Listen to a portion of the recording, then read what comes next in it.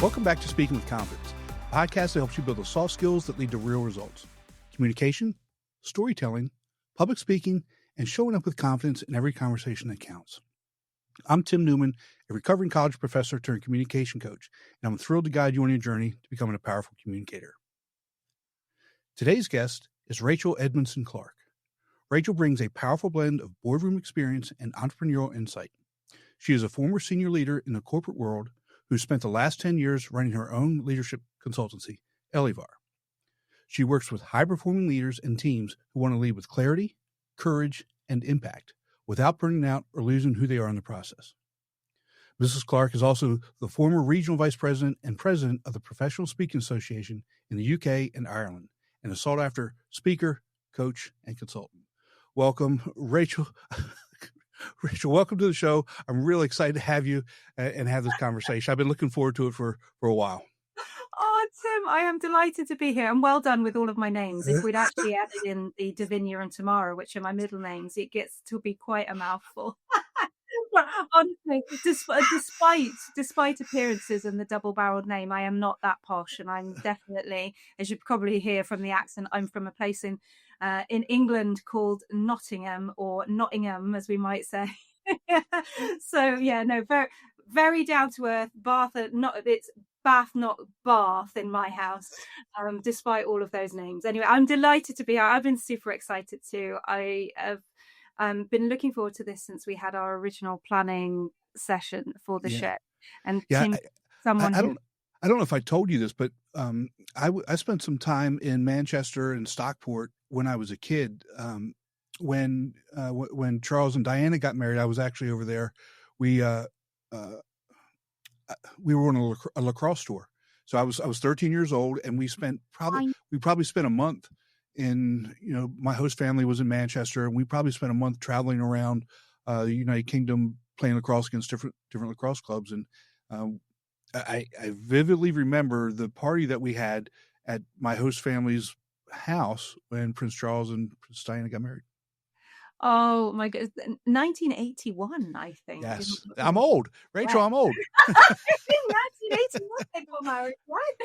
Oh my goodness! And Manchester is a wonderful, wonderful city. I was there only a couple of weeks ago working with one of my clients, and it's a great city to be in. I love staying up there when I'm there. Yeah. It's really vibrant. Lots of good stuff to be said. Yeah. And Tim, what I was also just saying around it is such a pleasure and such a delight to be here. You are one of, you are such a warm-hearted, genuine host, and I'm just delighted to have this conversation with you. So thank you for having me on the show. Thank you. You're making me blush. I'm an introvert. I'm a screaming introvert, and I always try and direct the attention away from me and onto the guests.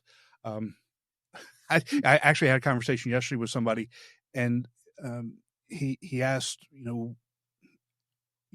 awards, this, that, and the other thing, and I said, look, man, it's not me. It's not who I am. I consider myself a connector, not a climber, right? Mm-hmm.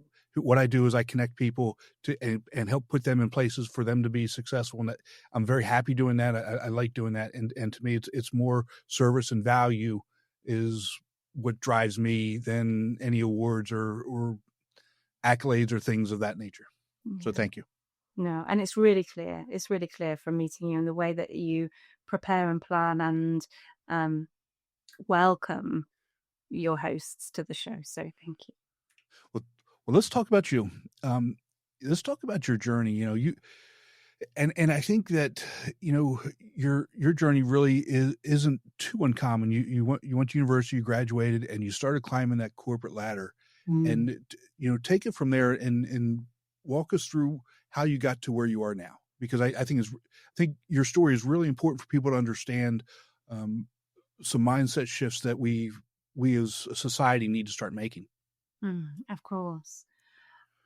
So you're absolutely right. I thought I was very clear on what I wanted. I went to college, university. I started off in the corporate world and climbed that ladder to some senior roles in both sales and marketing.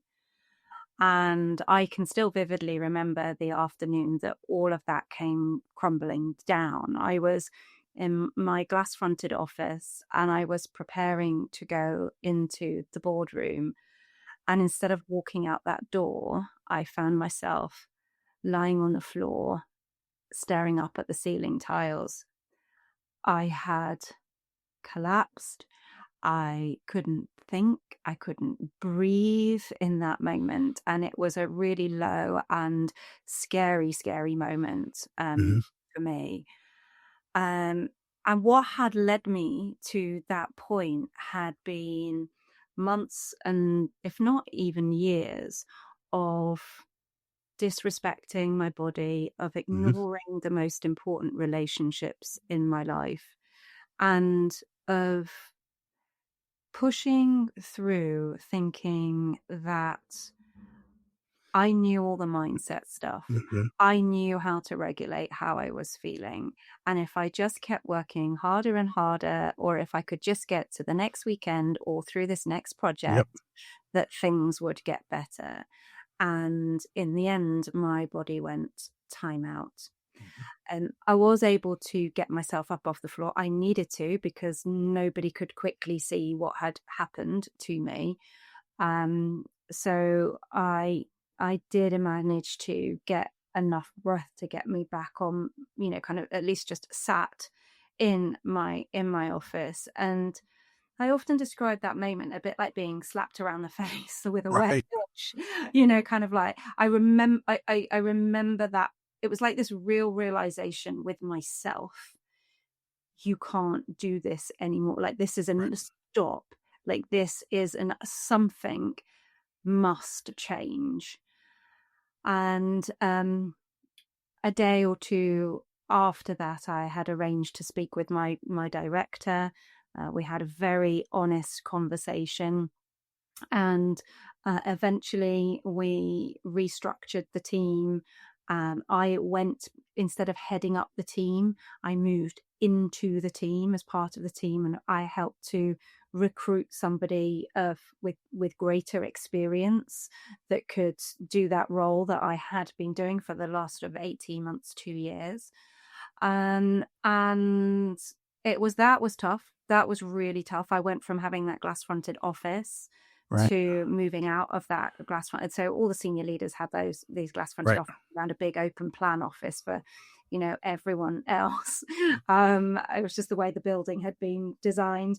And I came out of that office and sat back in the open plan area outside of what had been my office to watch someone else walk in. As you can imagine, that was that was tough. I felt guilt, I felt shame, I felt a lot of things.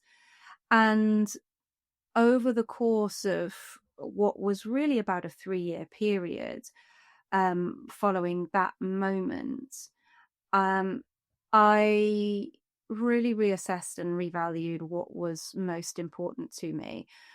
There was another moment that I remember specifically. I was getting ready for work one morning, and I was stood in the shower, and it was like there was a whisper on my heart that I couldn't hear or make out what the whisper was saying. And that morning, I decided to turn to that whisper inside of me and go, what are you saying? What are you saying to me? Let me try and listen. Let me try and hear.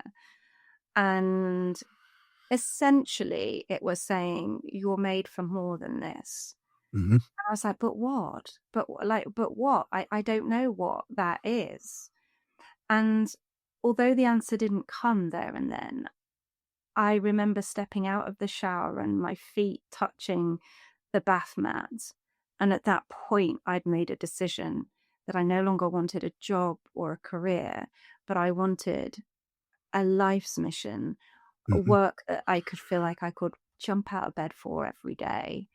And that's what I then spent the next 3 years kind of exploring with excitement and possibility what that could be and what that could look like, and following my heart and what was lighting me up. And ultimately that led me to over 10 years ago now, launching my business, Elevar, where we help leaders to lead better, live better, and love what they do. Yeah, it's such a powerful story to go from, doing what we think everybody wants us to do, and like you said, trying to get to the next weekend or trying to just get through this project. And you know what, if I just get through it, it's going to be so much better. I'll be able to relax. But no, because you start working on the next project before that project is finished. And then, well, okay, I'll just, you know what, I just have to get to July. And then I just have to get to the end of the year, and then it never ends. And it's that inner talk that we have ourselves. If we don't do it, then we're letting somebody down. We're letting our boss down. We're letting our team down, letting my family down. And I've kind of been there. If I was at work, my mind was at home. If I was at home, my mind was at work, and I wasn't helping anybody either. Right. So you're stuck, and it's that constant, like you say, the guilt of I'm not helping anybody. I'm letting everybody down. Nothing's getting done at the level that we want it to get done at. And it's the pressure that we're putting on ourselves to fulfill something that we think somebody else wants. Yeah, absolutely. And when we're regulating ourselves, because that's essentially what we're doing, Right. we're regulating how we're feeling. We're suppressing perhaps how we are feeling. I think that was one of the biggest lessons I learned from that whole time, which was that mindset isn't everything. I had been I'm going to say healthily obsessed with practical psychology and what makes us successful, happy, and fulfilled, and how we can manage and direct our moods and emotions. And I had been obsessed with that for 10 years, kind of running up to this time when I collapsed. And I had forgotten my biology. Like, the Right. psychology is great, but actually you also need the biology. Yeah. And it sounds so simple when I say it now. We know that our minds and our bodies, they're not separate things. Right. But I was so convinced that, well, I've just got to get better at managing this, or I can reframe this, or I can Yeah. up until the point that my body eventually went down. It shuts down. It shuts down, and that's the biggest problem that I think we don't ever connect it to, right? Because again, I started having health issues. I mean, and physical, internal health issues, and it changed that because of those health issues. We had to change lifestyle because I physically couldn't do the things that I wanted to do or used to be able to do. And that made things even worse because I would get frustrated and mad. Well, I should still be able to do these things, and not knowing what was truly happening, biologically and psychologically, tying it all back to, again, who I was trying to be. Right. For other people. Absolutely. It's crazy. Absolutely. And sometimes it's even in the little things, Yeah. I'd be the first to switch the lights on in the office in the morning. I'd be the last to switch the lights off at night. I would walk around, and if I was going to get lunch, I can remember walking around like shoveling food in my mouth. I was walking to different people's desks to go and catch up with them. Meeting cultures can be incredibly difficult because we get into cultures in organizations where it's back-to-back meetings. Yes. And actually the etiquette behind those meetings is not necessarily great practice. Right. And where is then the time for us to do our work? And we're not establishing our boundaries and saying, do I really need to be in this? And does this really need to be half an hour? All of those good things that mean we create time within the day, not only to be able to restore ourselves, but also to be able to do our work and to be able to do our best work to that. So, that was a huge lesson. And there has been times when, I have felt myself move back towards that, even, just to say that Yes. it's not always perfect. It wasn't like a once and then, okay, that's it. Because I think particularly with people who are driven to achieve Hmm. great things, when when when we achieve that project, when we get that thing done, or when we deliver that speech or whatever it is, that that comes with it some of that high and Yes. dopamine kick, It gives and it dopamine. That's right. Hmm. quite addictive Hmm. to kind of be chasing that next thing. And that then within that is where there's been much more nuance, I think, that I've learned in the 10 years since this. And so at times when I felt myself kind of coming towards that burnout again, is checking myself and recognizing actually that my best work comes when I'm in flow, when I Hmm. am energized, when I have restored well, and that those things that restore us, good food, sleep, nature, daylight, movement, hydration, those things that restore us, Right. they aren't the reward for the work. They're a critical Mhm. input to be able to do our best work and bring Yeah. our best selves to whatever it is that we're doing. Yeah, absolutely. And I kind of think it's from a generational perspective, you know, how we have viewed work and the idea of work-life balance. Um, I tell the story of, my youngest daughter. She's a lot like me, type A personality, very driven, very smart. I just call myself smart. Very, very I didn't mean it. Um, Quite right too, quite right too. This is your daughter that came back from kindergarten day one and was, like, upset that they hadn't taught her to read already. no, this is the other one. This is the younger one. Yeah, yeah. So, It uh, runs in the family. but I trust me, my kids are so, and this is weird for me. I think kids today, and now my youngest is 31, but kids today are so much smarter than we were at that age, or I was at that age. Like my 5-year-old is so much smarter than my kids when they were 5, and Mm. for whatever reason, I can't figure out why that is. But what they know, their speech patterns, the words that they use. I mean, it's to me, it's insane. Um, Mm. It's interesting, isn't it? Because I think yeah. in some ways, um, the world is exponentially better at the think about life expectancy or the technology and the connectivity that we have. I mean, I was reminding myself the other day that to have even just a 2 or 3 minute call with someone across the pond like you are, Tim, like Right. 20 years ago would have cost us an arm and a leg for me to Yes. make this call. And here Yeah. we are, we're doing it with beautiful clarity Mhm. and video, and it's all good. Um, anyway, things are getting exponentially better, but at the same time, I think perhaps paradoxically, things are getting exponentially worse as well. And we look at some of the issues facing the world, and climate Mhm. change, um, that even coming back to that connectivity point, Yes, we are more connected to one another in many senses. but less Have connected. we lost connection with Mhm. ourselves? Because I think this Yes. is what we're talking about here, Mhm. with perhaps our families, because you were also talking about that, and and perhaps with nature maybe as well. I think it's easy in what is a very fast paced world today to lose connection with those things that are really important for grounding us. Yeah, and such good points, and I think, just take climate change as a for example, how things aren't necessarily better. I think what we've done is we've taken these issues.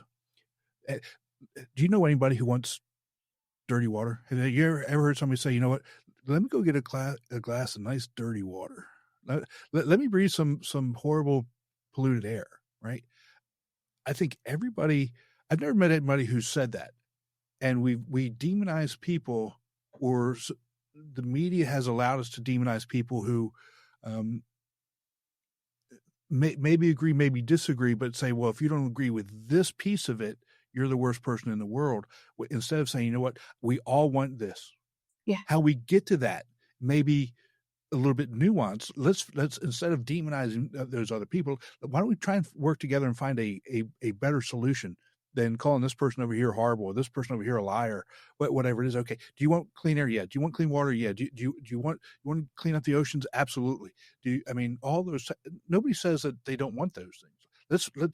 Let's start from where we agree and work forward, as opposed to, well, you disagree and you're the worst person in the world, so we can't even talk about it. Yeah. And I think that's a big problem.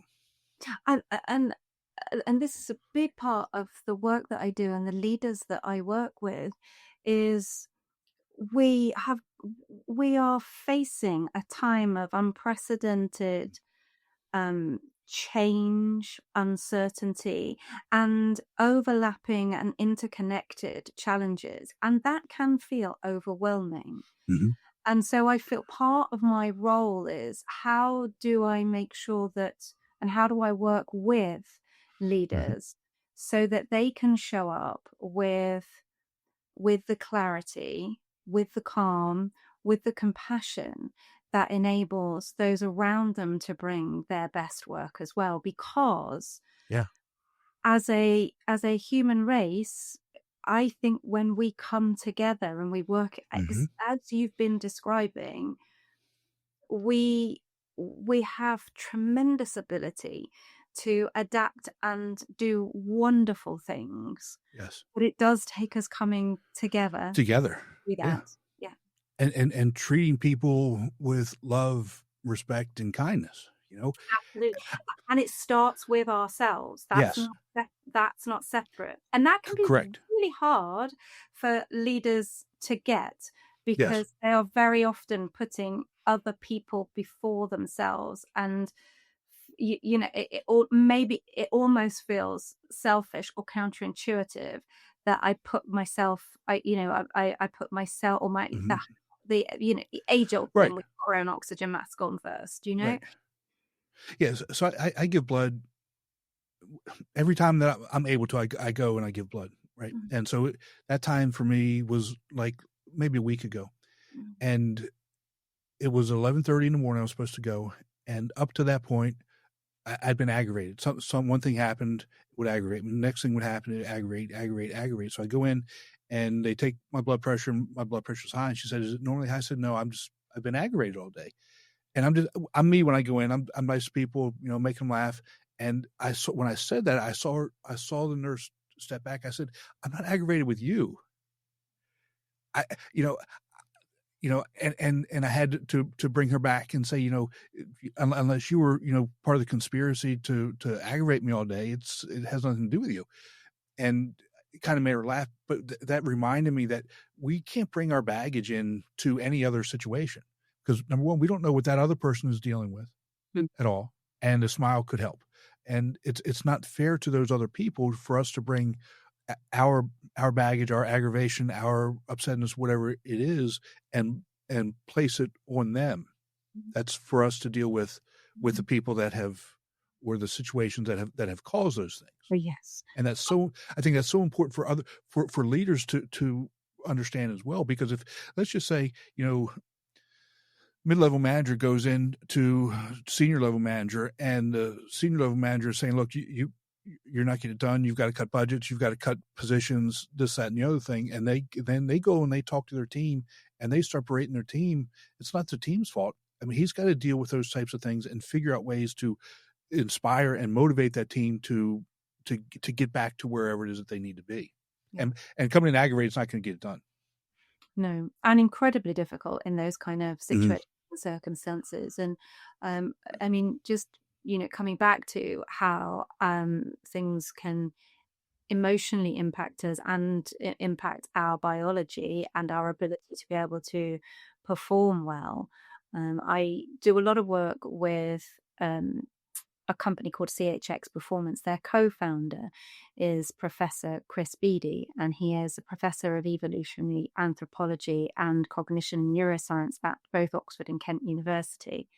And he will often talk about, as human beings, we're very social creatures. Yes. And essentially we have 5 social or mammal needs that, they will vary in their degree of importance to us in any given time of our lives, but these are really important. And when they are triggered, that if those needs are not being met, that's going to cause significant emotional dysregulation. And if that's not being dealt with, or being resolved, as you said, with either the something or someone that's caused that, then if we're not very careful, that's clinically predictive Right. of certain outcomes and risks, like disengagement from work, like increase in negative bias, mental and physical health problems, which we've both talked about, departure and burnout, which we've obviously been talking about. And you've got a story to share. Yeah. Perhaps about your daughter here as well. And it's kind of, actually, if we're not resolving those emotions and seeing those emotions as useful signals, I think sometimes it's very easy for us to think these emotions are getting in the way. Yes. Just like push them to the back or to the side or wherever. They are actually incredibly useful signals. And when we can see them as that and understand what they are telling us, and we can have open, honest, and constructive conversations if it is somebody that is causing that, then that's what leads to teams that can be more trusting of one another, can be more inclusive of one another, will be more engaged. And so far from being annoying things, these feelings are absolutely critical to individual performance and cultures within Yes. the place. Yeah. In culture is so important, and I think it's often overlooked to its detriment. When you, if you just say, for example, you have somebody who is a naysayer, not buying into the culture of the organization, that can have delirious effects on productivity and the team, because person B over here is going to say, well, this person over here isn't buying in, so why should I do it? And then it just becomes a cancer. And we've got to find ways to either get that person on board, or have them understand that maybe it's time for them to move on. And again, that's okay, right? Yeah, It's it is okay. And I know, because I've had this very real example with a very senior individual and a senior leadership team in an organization. And you have to ask the question, how long are you going to let that rotten apple stay in the barrel and be affecting all of those other apples? right. Yeah, and some of these conversations to resolve the emotional dysregulation are not comfortable or easy conversations to Right. necessarily have, but so critically important. And you got to see some of these types of conversations when you were really young. Your mom owned a large hair salon, and you worked in there, and you worked the front desk, so you were the first person that the clients came in to see. How did that really kind of shape your communication strategy, your mindset, your business strategy, and how did that kind of evolve? I wouldn't have said this at the time, but looking back, the fact that we had 300 clients a week coming in through those doors, and I was very often the first person that they would see. I had 2 telephone lines coming in, and I would need to assess very, very quickly from their body language, how they were looking, moving, breathing, what they were saying, exactly where they were at, so that I could meet them with where they were at and have the most influential and positive impact on that communication that I had with them.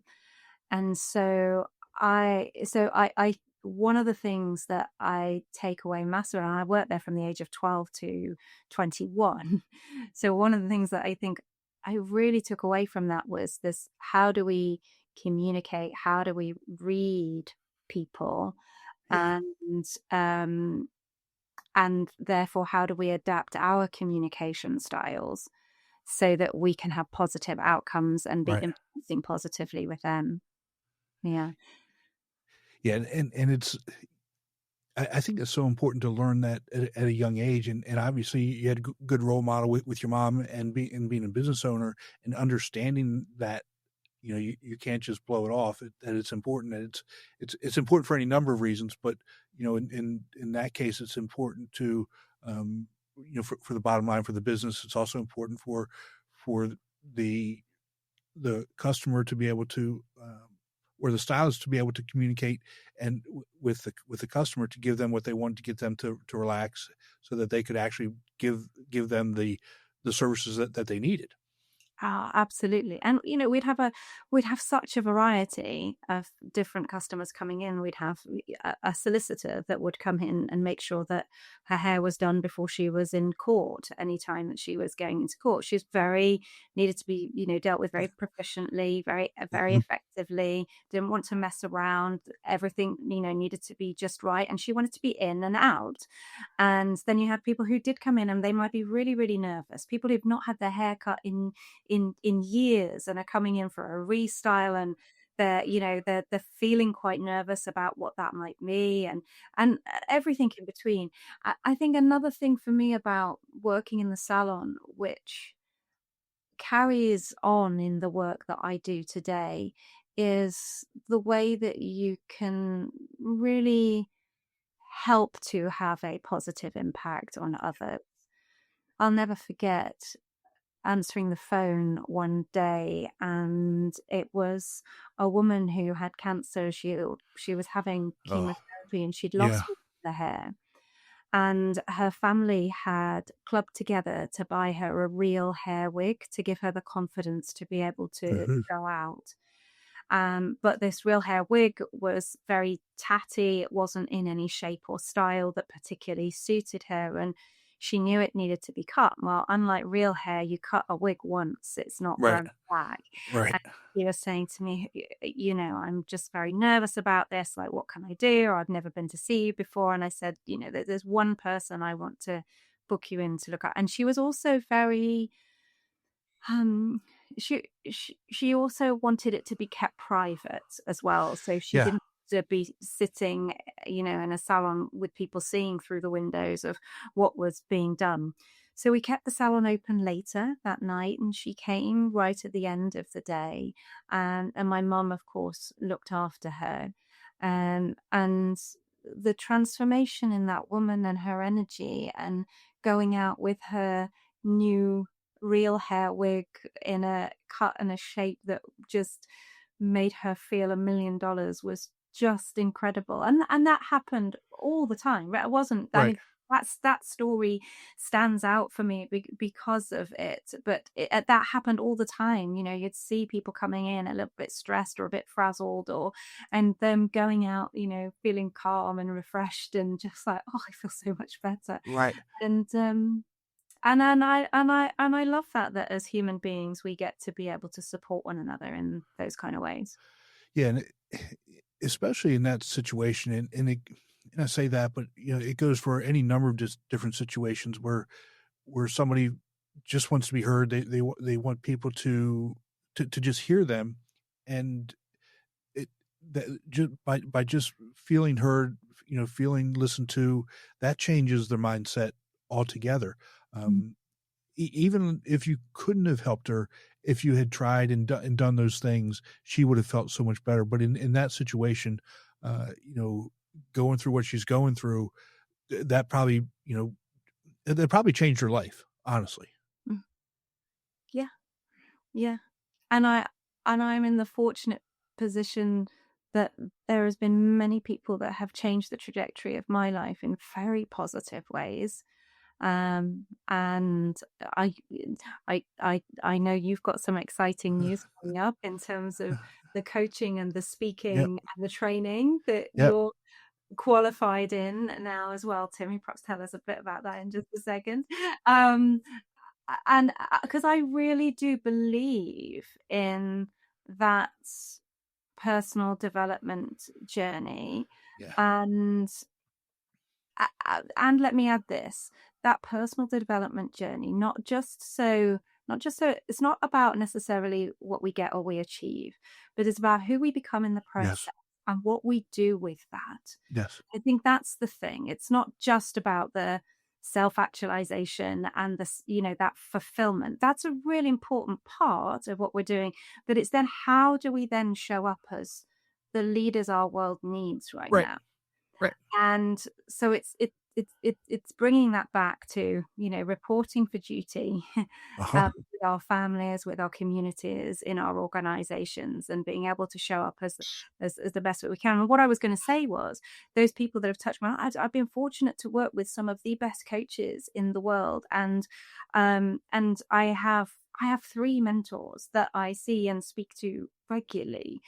And there is the podcasts and things, this type Mhm. of thing are so wonderful. And I would encourage people to be fertilizing their minds with, kind of good sources of information, and continuing to find courage and be brave and to operate in that amber zone, so if the green zone is that comfort zone, it's not about being in the red zone and being completely stressed, and but how do we spend more of our time in that amber zone where we are stretching, we are becoming, we are evolving who we are.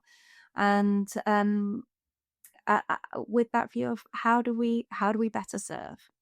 Yeah, and again, that's the key. I mean, you can have mentors, you can take classes, you can listen to podcasts, you can do all those things, but if you don't actually put it into action, if you don't actually step outside your house and actually use that, and again, connect with people and treat them with love, kindness, and respect, then you haven't done anything. It's just become an abstract idea.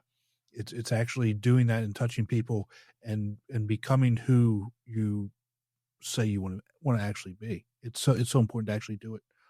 And coming back to what you were asking me about right at the beginning and my story, I didn't always feel like it was possible for me to become the person that I am now. Mhm.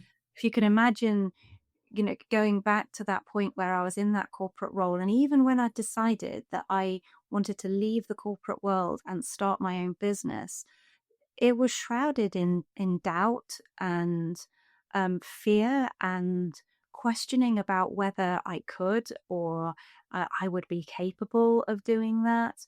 And it's not even been a straight line since then. Right. And a couple of very quick stories, but I think that life does test us. Um, I had decided to leave the corporate world, and very fortunately had an offer of a redundancy situation, so a settlement agreement through the company. They were restructuring the teams again, and my role wasn't going to exist the way that it had been existing. And so that was an option for me to take. And the day before I signed that paperwork, my husband and I found out that we were pregnant with our Oh, first child. that's awesome. It's awesome. It's also incredibly fun. Hang on a minute. Yes. Start a business with a Uh-huh. baby in my arms. So I'm already going to do this. So that was one challenge initially. And I think sometimes we can't always see the road ahead clearly, but to trust and take those first steps. I always remember it feeling like I was at this edge of a misty lake, and there was stepping stones across the lake, but all I could see was the first stepping stone. And I can't see where I'm going. Like, I don't know how this is going to work. How am I going to have a baby and build this business and somehow when you commit to that first step, more of the mist lifts and you Mhm. see with greater clarity the next step and then the next step. And then, eventually it becomes clearer and clearer where you're headed and what you're doing. But sometimes you have to take that leap and that step forwards and Yeah. trust that you're following your heart and doing the right thing. And COVID was another time Oh, where yeah. I lost 95% of my business overnight during COVID and effectively had to rebuild again. And I've rebuilt better and stronger. And the business is doing better now than it had ever done pre-COVID. But, that was a real tough 12 months. Mhm. 12, 18 months, really, really tough. And you start to question, can I do this? That's where the coaches and the Right. mentors are really important to keep Really it. important. Because, that inner voice is you telling yourself that you can't do it, or that, you shouldn't do it because of this, that, or the other thing. And having people within your inner circle that are, and I'm not saying that you need or should have people in your inner circle that are yes people. Oh yeah, you're the greatest thing ever. Yes, you can do it. Yes, you can do it. Don't worry about it. You've got this. But having people in your inner circle that you can actually trust, that are going to hit you straight with whatever it is. Yes, you can do it. These are the things that you need to look at. These are the things that you need to plan for, need to approach and address. If you do those things, yes, you can do this. It's not all going to be, red roses, right? There's going to be bumps in the road, but having people in your inner circle who are going to shoot you straight and help you get over that inner dialogue that is the one that's really keeping us down, it's critical. My coach calls it fierce empathy, which I love. It's like simultaneously, I have the ability to kick you up the arse while giving you a massive hug. Yeah. I'm like, yeah, you do. And I messaged one of my mentors earlier this week, and I was like, can you take a look at this? So it's something that I produced, and I was Mhm. like, I want you to tell me, like, where's the BS in this, Right. and how can I make it even more true? And that they are, you absolutely do, you need that. Yeah. Always within my coaching, I will, whatever I do is from a place of compassion and love, Mhm. but sometimes we all need calling out. Exactly. Oh no, absolutely. And it's I think, people they confuse things. They confuse the idea of support with telling you everything's going to be okay, when guess what? Sometimes it may not be okay. Right. But I'm going to be there with you to help you get through it. Right. That's that extra step. And, my wife and I are very, very different people. She's a nurturer. I mean, she'll come and she'll rub your back and, tell you it's going to be okay and we'll get you through it. And I'm the direct person. Okay. We these are the steps that have to be taken. Let's just put your boots on. Let's trudge on through it. I'm with you, but I'm not going to be the guy that's, rubbing your back. So, there's different ways of being that support system and, helping people through it. But don't confuse the idea of support with just telling you everything's going to be okay, because it's not being honest. No, no, absolutely. And this will tie into, I know you've done a huge amount of work with John Maxwell, and Yes.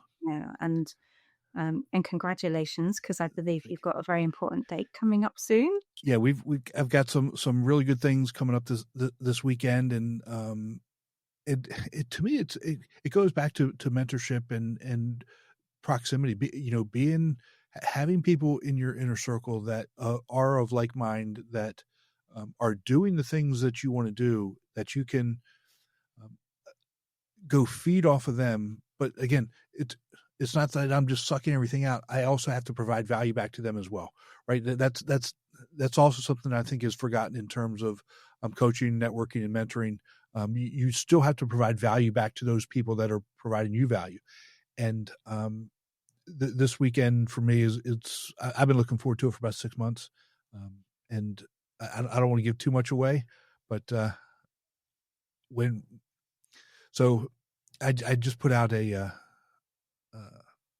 the episode that came out this morning, actually. So this episode is going to come out in a few weeks. The episode I put out this morning, I told people in that episode that, I'm going to have a big announcement here in 2 weeks. and we're So going to. my lips are sealed. That's okay. That's Ah. okay. So I'm excited about it, and No, you'll know by the time this comes out. People will know. It's very exciting. It Yes. is, and it's again, so it's things don't just happen either, right? You have to actually put in the work, and that's another key distinction that I think some of the younger generations miss. And I'm not bashing some of the younger generations, but it's the idea that there's expectations or there's entitlement. You have to actually do the work. You have to actually put yourself out there, do the hard things, do the things that you're uncomfortable doing, and get through it and get to the other side. And then you can look back and say, wow, number one, it wasn't that hard. Number two, I've grown so much from it. Number three, I've learned so much from it. Number four, I can start providing people with so much more value and helping people that, I may not have been able to help before, on and on and on. Absolutely. You're talking about that mentality, that go-giver mentality that you were describing there, and how important it is not just to go to networks and people to get, but also to give. I don't know if you read this book, but it's one that I love. It's by Bud Berg and John David Mann. It's called The Go-Giver. Okay. Great. Not a big book. It's a little story, but it's all about that go-giver mentality and idea. And I love it. And this is what I have applied in my 10 years of business. And it's served me really, really well. I just wrote that down. It's going to be the next book. That's it. Thank you so much. Rachel, we didn't even get to half the things that we wanted to talk to. So we're going to have to schedule more time. If you have more time, I'd love to get you scheduled back on and finish this discussion. I think you and I could talk for days and days. There's so much synergy there, and you bring so much good information and value. I'd love to get you back on. Oh gosh, Tim, I would love to join you. And if anything that we've been talking about today has resonated with any of your listeners, I have got something practical that they would be able to take away. Have you got just a couple? Oh, yes, ma'am. Please share. Yes. Okay. So I have created a very simple tool called the pause. It's just 5 questions, but they're the kind that can cut through the noise that I was describing, that can really leave you feeling overwhelmed and stressed out and anxious, and they can help you lead from that place of truth, not fear. So if anybody would like that, they can download it for free at elevar.co.uk. That's ELLEVAR, or connect with me on LinkedIn, and I'd be very happy to send that with anyone who wants a little more clarity and calm in the middle of what is often very chaotic. And Tim, perhaps we can also make sure that those links are with the show notes as well for people to easily find. Yes, I will make sure that those are in the show notes. Thank you so much for that resource. Again, it's something that I know is going to help our listeners, and that's one of the things that I love about our guests. They give our listeners something that as soon as they listen to the episode, they can go and start putting into practice today. Don't wait. Put it into practice today, and watch how your life changes. Watch how your communication changes. Watch how your leadership changes. Watch how it affects the people that are around you. It's very impactful. Thank you so much, Tim. Thank you for all you bring and what you do, and I will be delighted to come and join you again. Thank you. Awesome. Thank you so much, and we'll talk soon. Be sure to visit speakingwithconfidencepodcast.com to get your free ebook, The Top 21 Challenges for Public Speakers and How to Overcome Them. You can also register for the Forming for Public Speaking course. Always remember, your voice has the power to change the world. We'll talk to you next time. Take care.